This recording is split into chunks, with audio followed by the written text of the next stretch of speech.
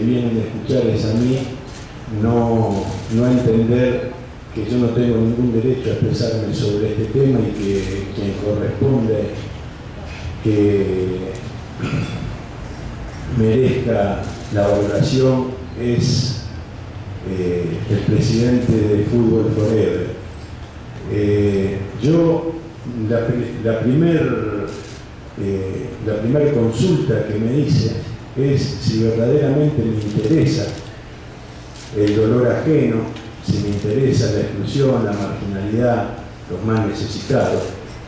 Y la respuesta es inevitable: no me interesa para nada y no me interesó nunca, porque a los que les interesa actúan como actúan tantas personas como la que acompañan, rodea o el colectivo al que Alejandro Guzmán pertenece. No quiero destacarlo a él, sino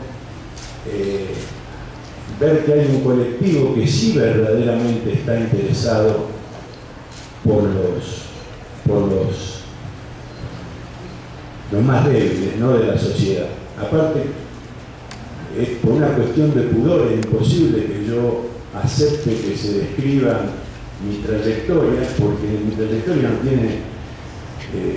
tiene mucho de lo que hice, seguramente lo hice olvidándome de hacer lo que está claro que debemos hacer respecto de los otros para que esto sea más equilibrado.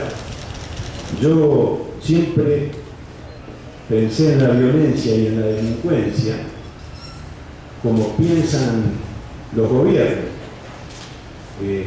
que los que están dentro del sistema no se sientan afectados por los que están fuera del sistema. Entonces evitemos que haya violencia y delincuencia, pero hay otra mirada. Hay alguien que es violento y alguien que es delincuente, no nosotros los que poseemos, que corremos peligro de ser afectados por los que delinquen y los violentos. ¿Qué es más importante?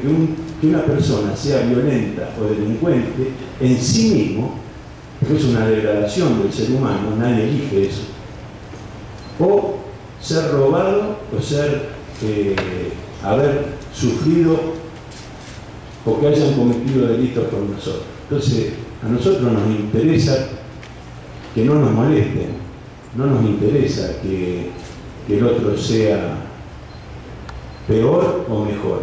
Estamos preocupados del efecto de la violencia y la delincuencia, no de los intérpretes de la violencia y la delincuencia.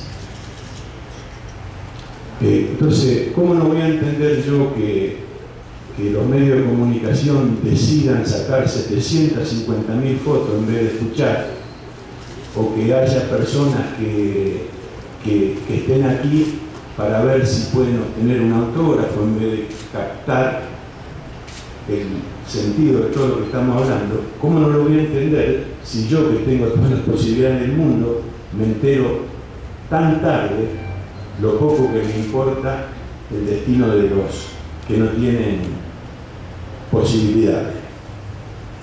Bueno, yo debería terminar lo que quiero decir aquí, porque todo lo que dije ahora es lo que verdaderamente me conmociona, y lo que les voy a decir ahora es lo que preparé. Divertirse, jugar, recrearse, instruirse, desarrollar el perfil artístico, la cultura, vivir en paz, con tolerancia, integrado con los demás segmentos sociales, religiosos, de origen, de etnia, de raza. Es el clima que merece un niño. Divertirse, jugar, recrearse, instruirse. Es el clima que imaginamos para nuestros hijos.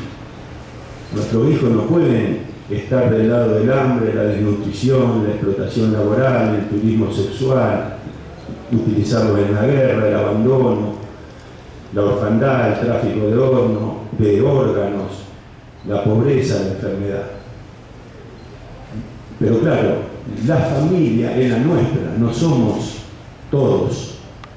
No actuamos, no nos cuidamos los unos a los otros, solo cuidamos los que nos pertenecen. Entonces, el clima de los desprotegidos tiene que ver no con el paisaje que imaginamos para los niños, tiene que ver con lo que leemos en los diarios como si no nos correspondiera. Mire, hay estadística para todo, pero puede ser que entre los ricos y los pobres haya 30 años de diferencia de vida. 30 años. Los pobres, mirando el mundo, viven 30 años menos que los ricos. Entonces, admitir la desprotección de los pobres es quitarle de un plumazo 30 años de vida. Entonces, ese también es un dato de muchísimo peso. Sirve, y hablo con esta autoridad, porque no porque yo lo diga, porque me lo hicieron entender, sirve para lograr pensar antes de hablar, saber qué va a pasar antes de hacer efectivas las decisiones que tomemos, diseñar nuestro futuro, vincular, articular la causa con el efecto, medir las consecuencias de las posiciones que adoptemos. El que no tiene esa facultad no es libre, porque si uno no sabe qué va a pasar según lo que haga, necesariamente va a hacer lo que dicen los otros. Entonces, el programa lo que está diciendo es: tratemos de que los niños de El Salvador puedan ser libres, eviten ser manejados, sepan que según cómo actúen van a generar determinadas consecuencias. Entonces el fútbol es solo un gancho para lograr que los niños de El Salvador, en este caso, no se los prive de la libertad, porque si no saben la consecuencia de lo que hacen, permiten por esa misma debilidad que otro les diga: hace tal cosa que es la que le conviene a otro, porque no pueden imaginar la consecuencia de lo que hacen. Entonces necesitan aprender a discernir, a pensar. El programa tiene ese objetivo. Nosotros podemos imaginar que alguien no sepa cuánto es 2 más 2. Podemos imaginar a nuestros hijos, a los niños nuestros, con esos límites. No saber cuánto es 2 más 2 es más o menos lo mismo que no saber qué va a pasar según cómo actúe. Ahora, ¿quién se hace cargo de toda esa cuestión? Todo aquel que es reprimido, lo que generamos al reprimir es venganza y odio. Y lo que generamos a perdonar, el que es perdonado se siente querido, y aquel que se siente querido aprende a querer, aprende a amar. Entonces, distinguir que el afecto que genera confianza en uno mismo y que genera deseo de querer al otro es el camino en sentido contrario al castigo y a la represión, que lo único que genera es el deseo de darle al otro lo mismo que me dio a mí. La sensación de saberse no querido, de saberse odiado. Entonces, ustedes que son el motor del progreso, porque la cultura es el motor del progreso, sepan que están convalidando que hay un mundo que concibe el progreso sin la educación y sin la libertad mínimamente de todo. Porque para mí es importante no confundirme también yo.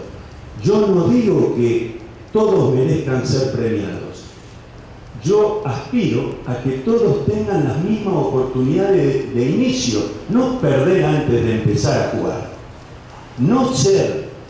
Hay una cuestión que es muy cierta, que